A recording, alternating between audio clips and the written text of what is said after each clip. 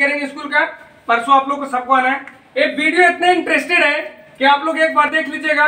और जो भी रक्षाबंधन है, हर भाई बहन इसको देखें। आखिर हम लोग बार बार एक बार साल में रक्षाबंधन त्योहार मनाते हैं, बहनें राखियां बांधती है, लेकिन उनको पता ही नहीं है कि हम राखी क्यों बांधते हैं। और जब ये पता ही नहीं है, जो काम पता नहीं मुझे, वो काम क्यों करें। इसलिए कोई भी काम करने से पहले उसको जानकारी रखना चाहिए। और अगर ये जानकारी आप लोग चाहते हैं तो इस वीडियो को जरूर एक बार देखिएगा, ठीक है, और इसको शेयर और लाइक भी कीजिएगा। चलिए हम लोग पढ़ेंगे कि रक्षाबंधन का इतिहास क्या है। देखो, सबसे पहले रक्षाबंधन का इतिहास मिलता है क्या, रानी कर्णावती और सम्राट किसे, हुमायूं की कहानी से। रानी कर्णावती और हुमायूं की कहानी में रक्षाबंधन के बारे में विस्तार मिला है। रानी कर्णावती चित्तौड़ के राजा पृथ्वीपति शाह की विधवा थी।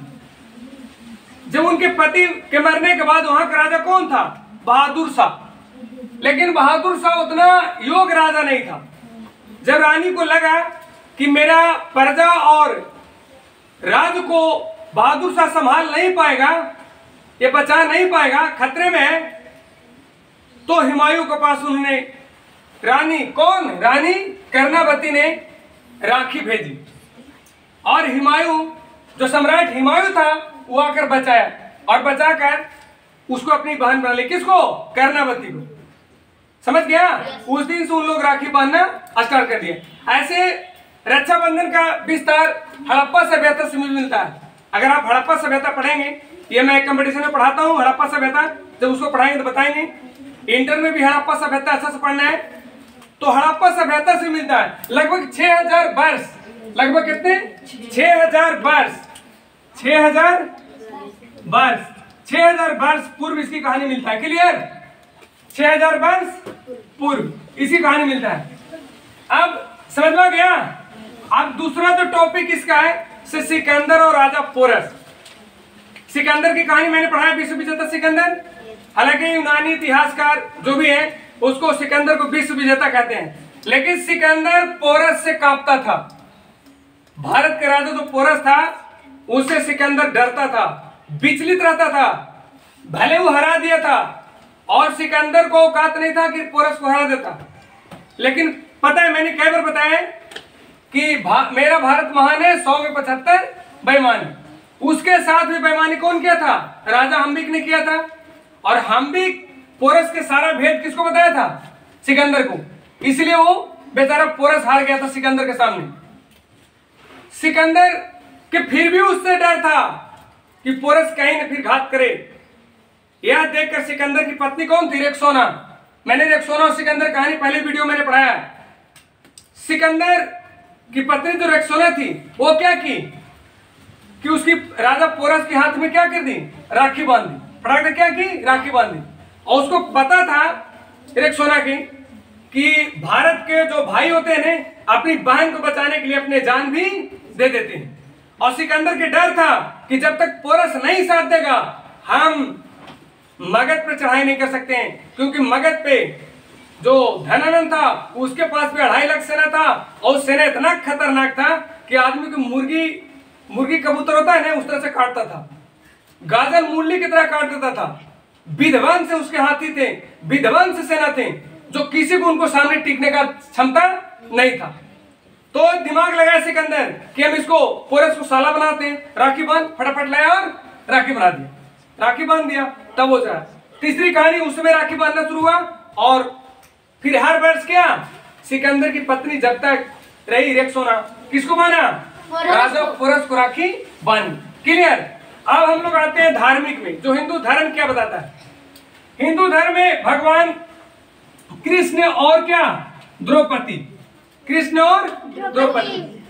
आप कहानी सुनेंगे, जब कृष्ण भगवान और राजा शिशुपाल, दृष्ट राजा शिशुपाल, मतलब जो दृष्ट वाला काम करता है राजा को क्या बोलते हैं, दृष्ट बोलते हैं।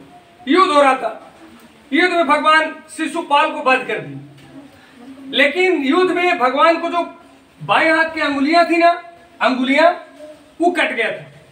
कटने के बाद अधिक खून बह रहा था। द्रौपदी को ये देखकर बर्दाश्त नहीं हुआ। किसको, द्रौपदी को। द्रौपदी जानती है ना कौन थी, पांडव की पत्नी पांडव की पत्नी थी। द्रौपदी की जीत कर कौन लाया था? अर्जुन लाया था। कौन लाया था जीत कर? अर्जुन। तो युद्ध देखकर बर्दाश्त नहीं हो रहा था, उन्होंने अपनी साड़ी को आंचल तुरंत फाड़ी और कृष्ण भगवान को बांध दिया उंगली में, जिससे खून बहने बंद हो गया। और कृष्ण भगवान उसे बहन बना लिए, बोले कि जब तक मैं रहूंगा तब तक तुमको रक्षा करूंगा। और वही जब कृष्ण भगवान रक्षा किए थे कब? जब महाभारत, तुम लोग देखा होगा कि महाभारत में जब जुगे में क्या था कि पांडव ने द्रौपदी का हार जाता है और दुर्योधन जब उनको चीर हरण करता है, चीर मतलब होता है वस्त्र, जब साड़ी खींचता है, देखा होगा जब साड़ी खींचता है तो भगवान द्रौपदी ने किसको याद करता है? भगवान को, कृष्ण भगवान को याद करता है कि भैया मुझे रक्षा करो। जब भी कोई बहन का दुख होता है, ससुराल वाले दुख देते हैं, तो सबसे पहले वो किसको याद करता है? भैया। ये देखता है महिलाएं लोगों को ना कहती है रुक रुक सुना है, महिला कहती है रुक, बुलावे दें, हम भैया को बुला के और तुरंत दाम भर कुटवे वो। कभी लड़ा होता देखता है अपनी मायके से 10 को, जितना भाई है, मौसेरा भाई, चचेरा भाई, फुफेरा भाई, जितना भाई उसका है ने सबको बुला लेता है और यहाँ एकदम तुरंत उसके ससुराल में चढ़ाई कर देता है। ऐसा होता है ने? ये कुछ भी तुम किसी भी महिला को कुछ बोल दो, कहा अच्छा खाली यहाँ पर हम भैया बोले कहा, तुरंत मिस कॉल कर देता है तुरंत। वो बोलती है क्या बात है? बोले देखिए हमको यहाँ जो सास है, गोतनी है, मेरे पति मारता है, वो तुरंत पहुंच जाता है। नहीं तो उस समय क्या किए? उस समय मैसेंजर और व्हाट्सएप और फेसबुक तो था नहीं, तो भगवान को याद किए। कौन? समझो मैसेंजर से, यानी दिमाग, प्रार्थना किए द्रौपदी कि अगर आप मुझे बहन मानते हैं तो आज आपकी बहन को इज्जत खतरे में आकर बचाएं। और कृष्ण भगवान आए थे। देखता होगा दुर्योधन जब साड़ी खींच रहा था, द्रौपदी ने केवल गोले घुरे थे, ऐसे ऐसे करके राउंड घुरे थे और वो एक तरफ से साड़ी खुल रही थी, दूसरी तरफ से साड़ी क्या था? लपटाया जा रहा था ना। कृष्ण भगवान ऊपर से ऐसे किए हुए थे, लपटाया जा रहा था। और जब भी विपत्ति द्रौपदी को पड़ा, कृष्ण भगवान साथ दी। समझ में आ गया? जो चौथा टॉपिक है वो क्या है? मां लक्ष्मी और राजा बलि की। चौथा क्या है? जब भी पंडित जी लोग ने बताया राजा बलुबंदी महाबली राजा की नहीं बनता है मंत्र, और ऐसे से कच्चा सूता मानता है ने। तो चौथा टॉपिक जो था से मां लक्ष्मी और राजा बलि। राजा बलि कहाँ थे? किस कुल के थे? किस कुल के थे? हम एक दिन बताए थे नहीं? यादव लोग किस कुल से? ऐसे बताओ। कश्यप। किस कुल से? कश्यप। जिसको गांव में लोग बोलता है काशी कुल से, लेकिन शुद्ध क्या होता है? कश्यप। ऋषि कश्यप द्वारा कुल, मतलब ऋषि कश्यप के जो भी संतान हुए उस कुल में चले।